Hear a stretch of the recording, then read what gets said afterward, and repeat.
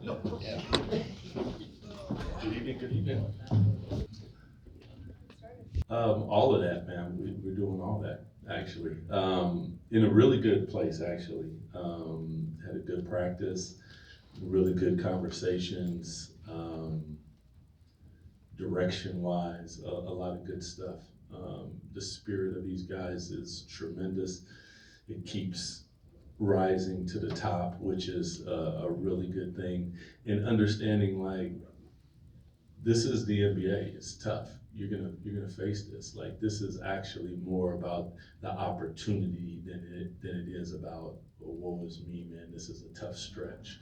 So we could look back on this stretch and go, man, it really defined us. We could look back and it was tough and we learned a lot about ourselves. We'll never look back and say, man, well, really what happened? Because whatever happens, we're gonna learn and we're gonna grow. Yeah.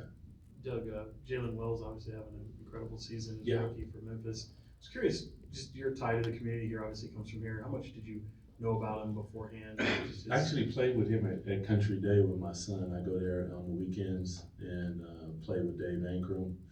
And we teach a lot of kids how to play, from kids who just picked up basketball to professionals and college players like himself. So I've watched him along the way and super happy for his success. He's done one heck of a job, man, like a really good player. Is it, just following up on that, does this maybe this season, his rookie season, and the impact he's had with that team, that's obviously really good. Is that taking you by surprise in any way, just given the journey that he's had, been a little bit of obviously unconventional?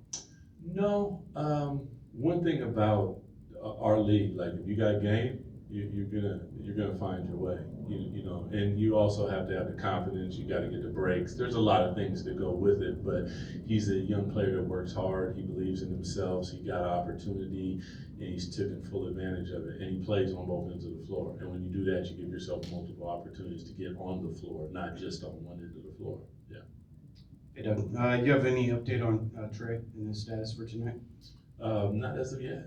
Okay. You just mentioned a moment ago, really good practice, good conversations, direction-wise. I'm curious if you can maybe go into a little more detail about what those conversations were like. Not super, but you know, it struck me because sometimes you can get lost in the sauce. You know, like there's so much going on that when I first stepped into the seat, I did some things. And then since that time, I got like 3 different teams. So what I did is I went back to what I did initially to make sure that we're all clear. And I thought that bit of clarity, I think it helps everybody. But these guys are resilient, man. Like I love what I saw this morning. I love what I saw at practice.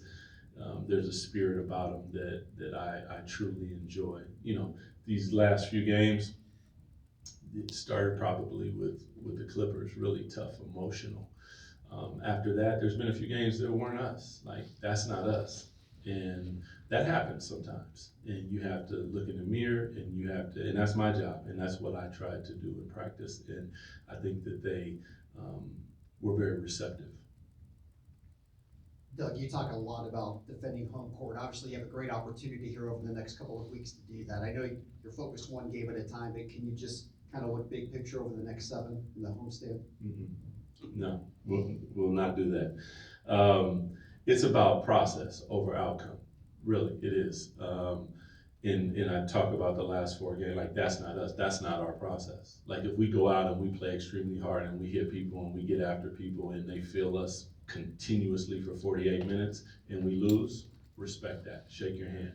But not doing that is not acceptable. It's not what we're about. And it definitely is not what we're about at home. So with all that being said, we have to work our way through it. We have to find our way. And as long as you come out with that type of mindset, the outcome, the byproduct of all of that usually is what you're looking for, even if it's not a win every single time. There's a process that we have to go through to get to where we want to go.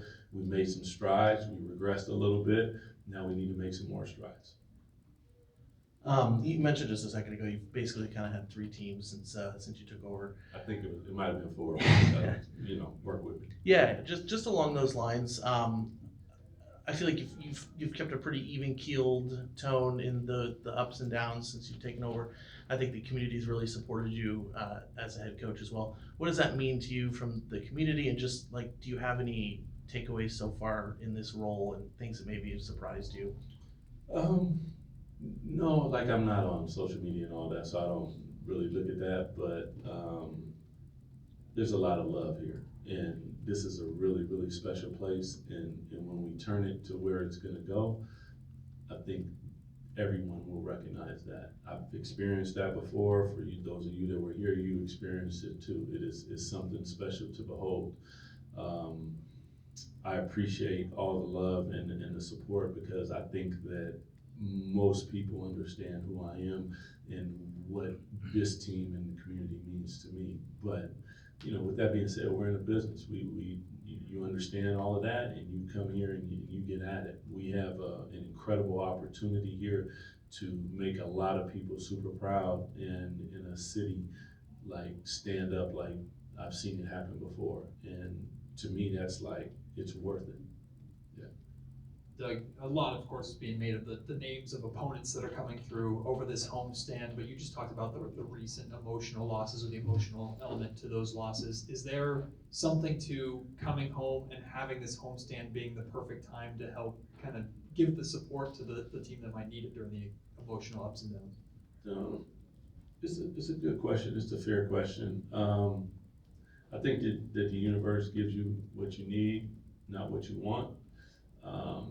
Could that be what we need? I don't know. I know that we need really good and stiff competition to find out where we're at in the pantheon of this pecking order of the Western Conference. Like, it's important. The fact that it's going to be in front of our fans is spectacular, because they come and support in ways that I just super respect. They've always done that. So it's an opportunity. Like, how it goes, we're gonna throw the ball up and get at it. Yeah. Thanks, everyone. Thanks, Appreciate Jeff. you. Thanks, Yep.